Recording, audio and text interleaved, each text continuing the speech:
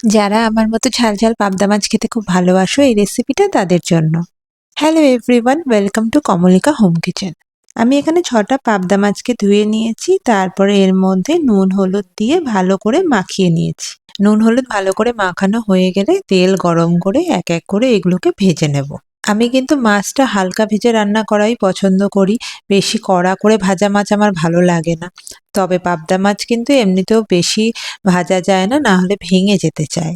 এবার ওই একইভাবে বাকি মাছগুলোকেও ভেজে নেব। যখন সব মাছ ভেজে তুলে রাখা হয়ে যাবে তখন ওই তেলের মধ্যে 1 চামচ জিরে ফোড়ন দিয়ে কিছুটা পেঁয়াজ কুচি দিয়ে দেব।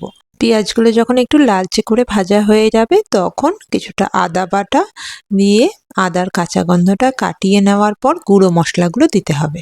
গুঁড়ো মশলার মধ্যে নুন, হলুদ, কাশ্মীরি লঙ্কার গুঁড়ো আর জিরের গুঁড়ো, ব্যাস এই কটা দিয়ে ভালো করে কষিয়ে নেব। অল্প অল্প করে জল দিয়ে মশলাটা কষিয়ে নেব। মশলাটা ঠিক মতো কষানো হলে তবেই রান্নার টেস্টটা অনেক বেড়ে যায়। মশলাগুলো কষানো হয়ে গেছে, এবার এর মধ্যে পরিমাণ মতো জল দিয়ে মাছগুলোকেও দিয়ে দিয়েছি। তারপরে আরও 5 মিনিট রান্না করেছি। আমার রেসিপিগুলো যদি ভালো লাগে আমার চ্যানেলকে সাবস্ক্রাইব করতে ভুলো না। মাছটা হয়ে এসছে 5 মিনিট বাদে, এবার লাস্টে একটু গরম মশলা আর ধনেপাতা ছড়িয়ে দেব। এই রেসিপিটা একবার ট্রাই করে দেখো। আবারও একটা নতুন রেসিপি নিয়ে খুব শিগগিরই দেখা হবে।